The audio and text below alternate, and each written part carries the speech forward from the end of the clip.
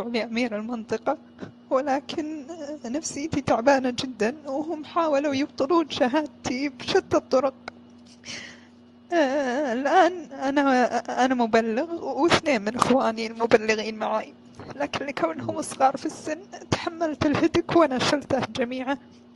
فكان أدرت الموضوع بطريقة صحيحة إلى أن قبضوا على أصحاب المكبس وجميع الأمور، ولكن نفسيتي يشهد الله أني تعبانة كثير، فماني قادرة أتحمل. جهازي العصبي جدا تعبان، ولا أقدر أني حتى أنا ما أرفض العلاج النفسي، ولكن أرفض بسبب أنه راح يبطلون شهادتي، فموقفة عن هذا الموضوع، فتعبانة كثير ولا قادرة أني أتحمل أكثر. فالآن وصلنا للأمور الأخيرة للمحك، فأنا ضد هذا الشيء، وكنت الوحيدة اللي في العيلة أجابح وأحاول وأحاول وأحاول إلى أن الآن كل قواي خارت ولا عاد عندي حل.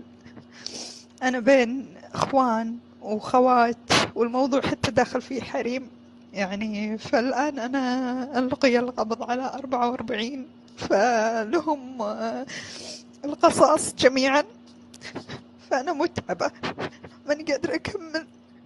روحي ما بين الحلال وشرع الله، واني اخذت الهدك هذا وتعهدت اني انا مستحيل ارضخ لهذا الامر.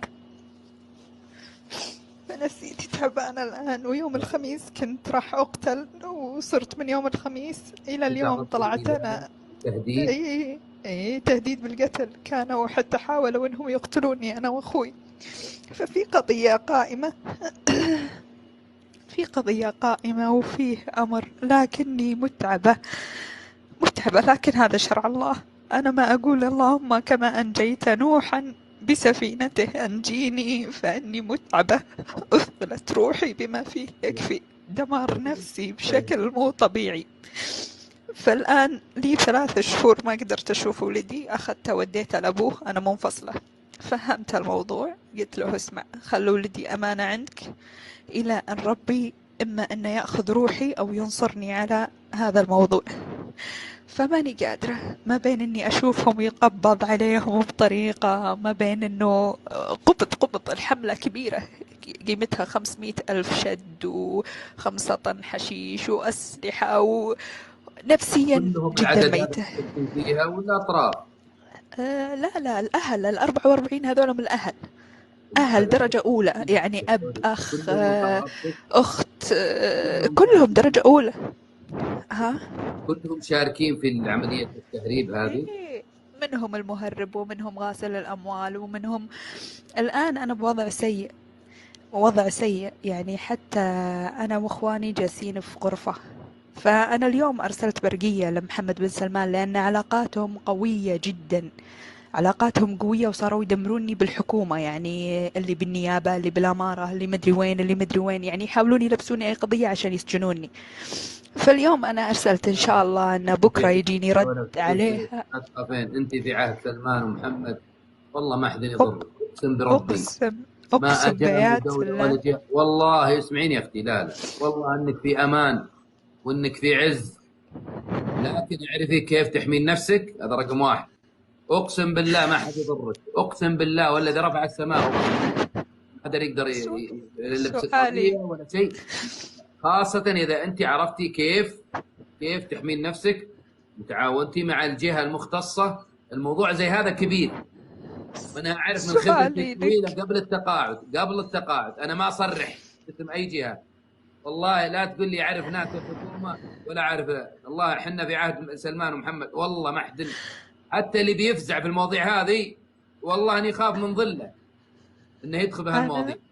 أنا أنا لا تقولين سؤالي يعرفون فلان ولا علان، الموضوع هذا ما هو موجود ولا يمكن سؤالي ابدا. سؤالي لك لكن خليني في موضوعك انت، الله يحفظك انت الان. سؤالي لك، أنا واحدة كنت أبر إخواني بأمي وأبوي، ايوه ابى اجاوب. الأبر والأسبق، الأبر والأسبق، يعني كان دعائي المستمر، اللهم لا تجعل من أخوتي من يسبقني على برهم، اسمعي الله اللهم يحفظك. لا تجعلني انت طيبه، قلبي يوجعني، ما فماني عليك. قادرة. هل أنا عطيته؟ هل أنا اسمعي الله يطول عمرك. انتهيتي؟ اذا انتهيتي على اساس اني احاول اني ابرد قلبك شوي. حقك علينا والله، لو ما يبقى في البث اليوم الا انت. اهدي علي، اعطيني فرصه اني يعني اقدم لك شيء لا يقدر ذي ثمن. اسمعيني، اولا اعظم ما يربط على قلوبنا علاقتنا بالله سبحانه وتعالى، استعانتنا بالله، الركن الذي لا يضام، القوة العظمى التي لا تقهر قوة الله، لا فلان ولا علان يعرف فلان ولا علان. ثم استعانتنا بدولتنا الحمد لله، الأجهزة الأمنية، وكونوا قوية. كوني أنت يصدق عليك أنك يقولون كوني قوية، أبنساق وراء مشاعري يا ربي. وأنا أنا بسألك سؤال، واهدي علي يا أختي، اهدي زين. أنا أعرف الموضوع كبير وإحنا كلنا معاك، وكل اللي في البث يدعون لك، وأنت أختنا وما يحتاج. انت اللي سويتيه سؤال بعيدا عن العلاقات والجانب الاسري مؤلم صراحه. زين انا معاك والله، انت اللي سويتيه غلط ولا صح؟ لا صح. اليس الله سبحانه وتعالى بيسالك لو تسترتي عن الموضوع وضاع فيه شباب وبنات واسر ومات فيه ناس، بيسالك الله عن الارواح هذه ولا لا وانت مستر عليهم؟ أنا ما بلغت إلا لأني أنا يا سلام، أعتقد أن ديني دين يا واضح سلام وصريح. يعني انت يعني سويتي شيء. الله اترك الخلق، شتي الخلق ذولي والله ما يدبرون في الخلق شيء. الله سبحانه وتعالى من فوق 7 سماوات جل جلاله يرضى بعملك هذا، لأنه أمر بالمعروف ونهي عن منكر وحماية للناس. يا أخي أنت بطلة، أنت بطلة، والله سبحانه وتعالى يعني يؤجرك أجر عظيم أقسم بالله. أنت إذا كان الأمر كما ذكرتي الآن وبالضخامة هذه، أنت يا أختي رديتي عن الناس، المفروض الناس كلهم يدعون ليل نهار، كفيتي شر كبير وكميات هائلة، تعاونتي مع الجهة المختصة، الله يبارك في جهاتنا الأمنية، وطلعتي بشيء يعني شيء والله مفخرة.